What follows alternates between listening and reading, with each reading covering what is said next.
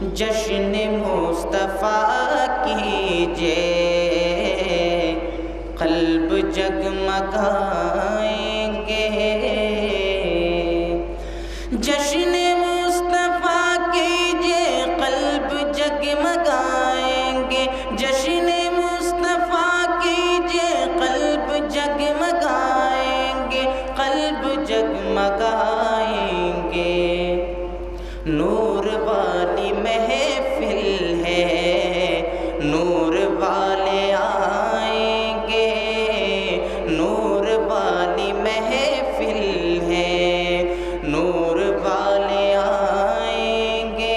نور والی محفل ہے، نور والے آئیں گے، نور والے آئیں گے۔ جشن مصطفیٰ کیجئے، قلب جگمگائیں گے۔ ہر طرف سجائیں گے، پھولوں کو بچھا۔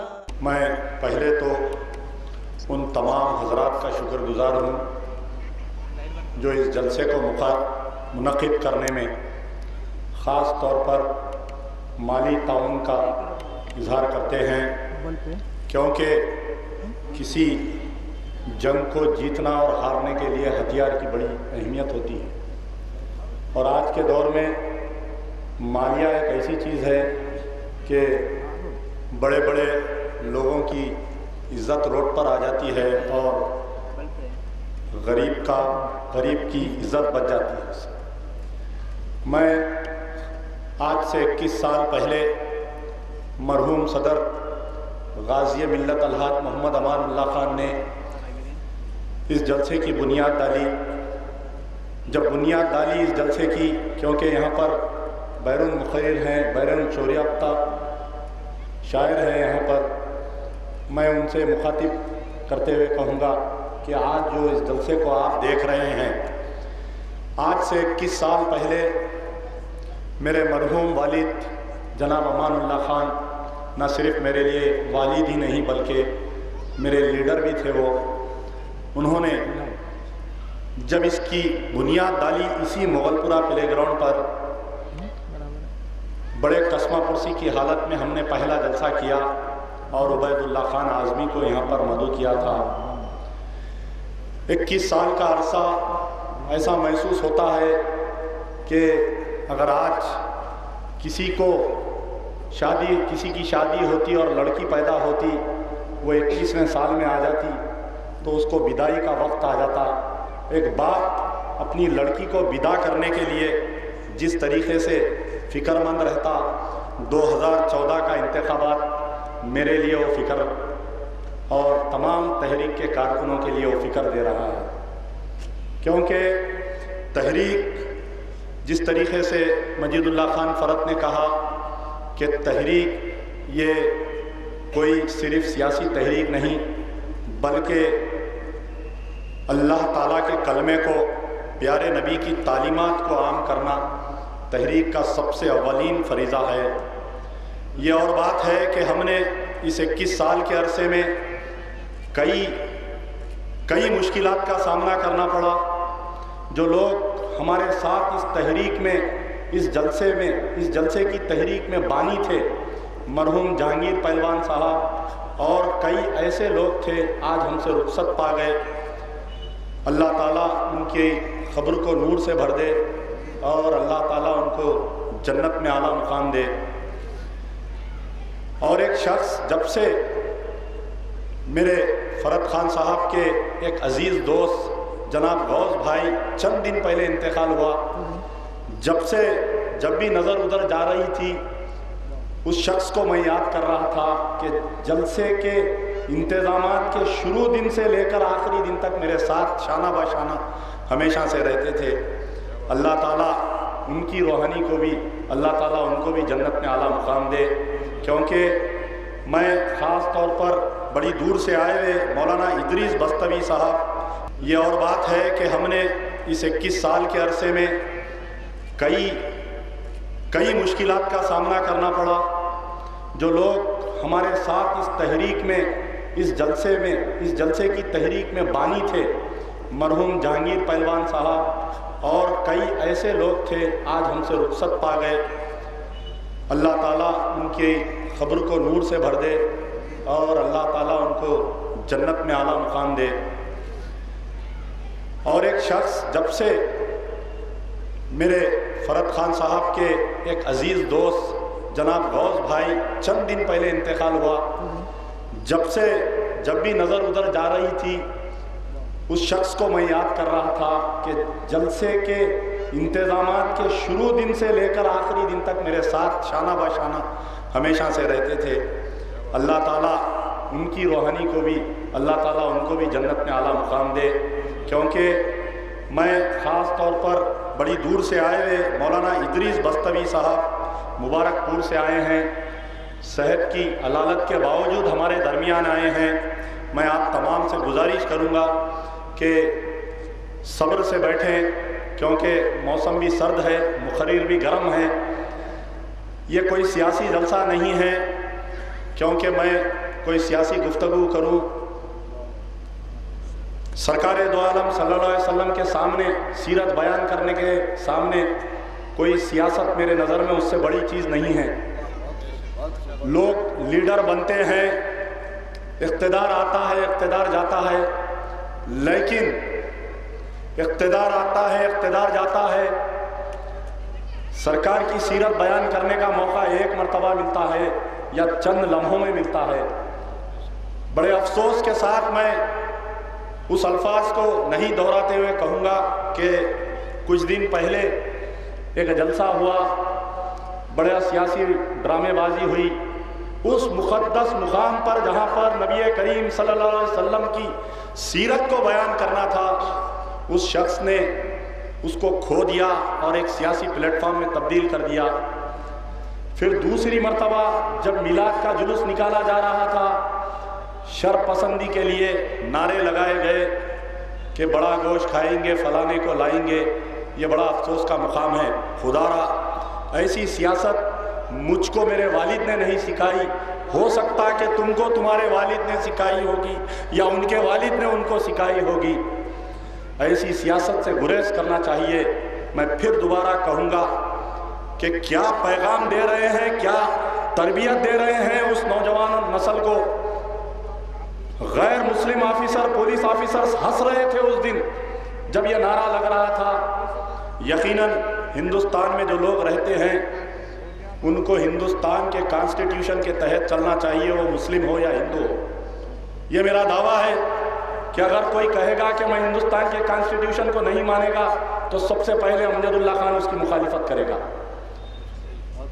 سب سے پہلے امجد اللہ خان اس کی مخالفت کرے گا۔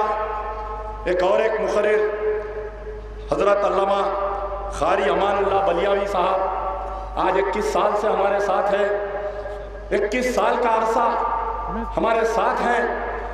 کیا آپ بتلائیے اس 21 سال کے عرصے میں کون تحریک کا کارکن جیل کو نہیں گیا؟ معصوم کارکنوں کو تحریک کو بند کرنے کے لیے جیل میں ڈالا گیا۔ مولانا محترم یہاں پر بیٹھے ہیں، 35 کیسز میں مجھ کو ڈالا گیا۔ میرے بھائی مجید اللہ خان فرد کو تاڑا میں ڈال کر 11 مہینے جیل کی سلاخوں میں رکھا گیا، 6 مہینے پولیس کی کسٹڈی میں رکھا گیا۔ میرے بڑے بھائی ڈاکٹر قائم خان کو تقریباً 20 تا 25 کیسوں میں ڈالا گیا۔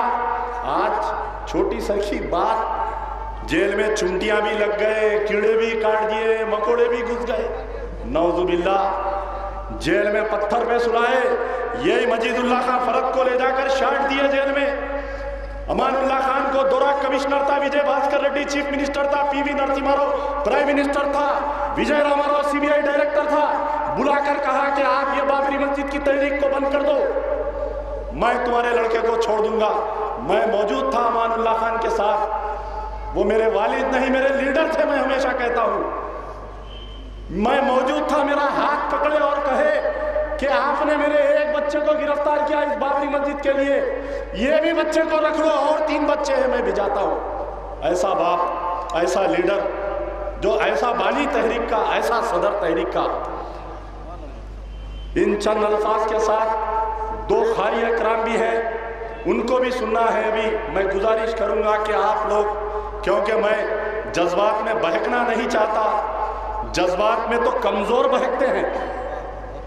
طوفانیں تو آتی ہیں میری زندگی میں اور اونچا اٹھا کر جانے کے لیے, طوفانیں تو آتی ہے میری زندگی میں اور اونچا اٹھا کر جانے کے لیے.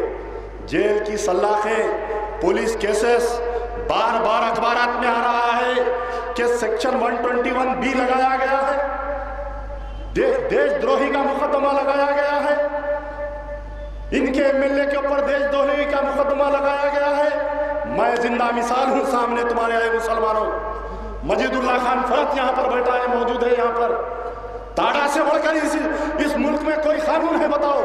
ٹاڈا سے بڑھ کر اے مسلمانوں, آج میں تم سے سوال کر رہا ہوں اس عدالت میں کہ ٹاڈا اور پوٹا ڈالا گیا, یہ ہماری تربیت تھی, ہم نے اس پولیس کے ظلم کو سہا ہم نے, لیکن کبھی تحریک کے بازو کے کارکن کو بھی ہم محسوس نہیں ہونے دیے. حال کی بات ہے جب بابری مسجد کا فیصلہ آیا, آج میں سوال کر رہا ہوں اس قیادت سے کہ بابری مسجد کے فیصلہ آنے کے بعد میں تم نے کیوں احتجاج نہیں کیا؟ آج میں سوال کر رہا ہوں اس قیادت سے کہ جس وقت innocence of Islam, innocence of a Muslim film بنائی گئی تھی, جب تم نے کیوں احتجاج نہیں کیا؟ آج میں سوال کر رہا ہوں. یقیناً آج بھاگیہ لکشمی مندر کے لیے آپ احتجاج کر رہے ہیں, امجد اللہ خان نہیں بلکہ پوری تحریک تمہارا ساتھ دینے کے لیے تیار ہے, بشرط یہ کہ اس کے اندر کوئی سیاسی مقاصد نہیں ہونی چاہیے, کوئی سیاسی مقاصد نہیں ہونی چاہیے اس میں. اور ایک سلگتا ہوا مسئلہ ہے, ہر 8 روز کے بعد ایک نیا فلم آ رہا ہے. علماء مشاکین یہاں پر ہے, سارا ہندوستان گھومتے ہیں آپ لوگ, کیونکہ میرے بزرگ نے ایک ایسے مسئلے پر آپ لوگوں کی توجہ دہانی کی کہ جو لڑکیوں کی بربادی ہو رہی ہے. میں ایک سلگتے ہوئے مسئلے پر گفتگو کروں گا. حال ہی میں ایک فلم بنائی گئی وشوا روپم. میں جب مدراس کے مسلمانوں سے گفتگو کی, مدراس کے مسلمانوں نے مجھے اس اسٹوری کے بارے میں کہا تو میں خود جا کر دیکھا, جمعیت العلماء کے قائدین کے ساتھ میں جا کر جب دیکھا تو یہ پتا چلا کہ خدا را وہ فلم ایسی فلم بنائی گئی جو لوگ اغیار کے ساتھ کاروبار کر رہے ہیں, جو لوگ یعنی ایک مسلمان شوہر کو پیش کیا گیا ہے کہ وہ اپنی بیوی کو مارتا ہے, اس کی بیوی بیمار ہو جاتی ہے, ایک ڈاکٹرنی دیکھنے کے لیے آتی ہے تو اس ڈاکٹرنی کو نکال دیا جاتا ہے باہر. ایک مسلمان ہسبینڈ کا, ایک مسلمان شوہر کا کیریکٹر اس فلم میں پیش کیا گیا, مسلمان باپ کا ایک کیریکٹر پیش کیا گیا.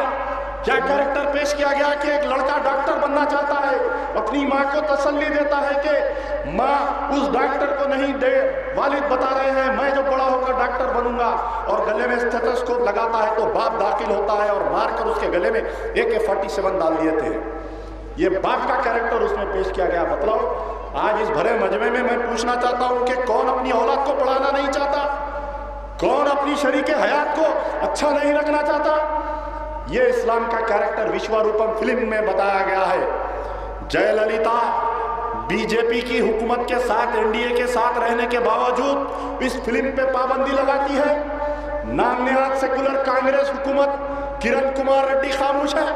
تماشا ہے, لوگ سمجھ رہے ہیں کہ مسلمان احتجاج نہیں کر رہے ہیں. کیا وجہ ہے بتائیے؟ کیوں اس فلم کو آندھرا پردیش میں چلایا جا رہا ہے؟ خالی کیا مجلس بچاؤ تحریک بچی ہوئی ہے احتجاج کرنے کے لیے؟ تھوڑے دن پہلے سوامی آیا تھا, اس سوامی کو اندر کون دلائے؟ یہی آدم ملک, یہی مجید اللہ خان فرت جا کر کمپلینٹ کر اس سوامی کو دلائے اندر. اس بھرے مجمع سے میں ایک قرارداد منظور کروں گا.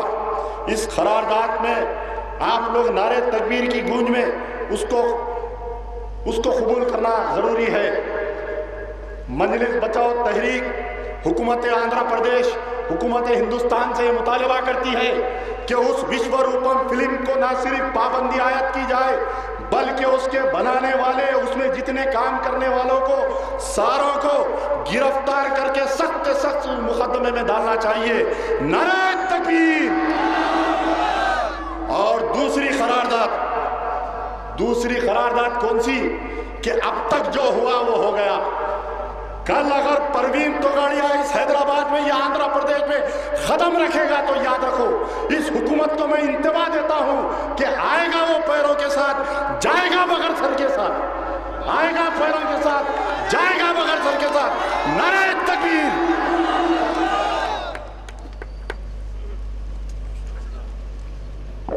یہ تھے معتمد استقبالیہ محمد امجد اللہ خان خالد، جنہوں نے مہمان، مقررین اور شعراء کا خیر مقدم کیا اور 2 قراردادیں نعرہ تکبیر کی گونج میں منظور کی۔ حد نظر انسانی سروں کا سمندر ہے جو ان قراردادوں کی تائید میں نعرہ تکبیر بلند کیا۔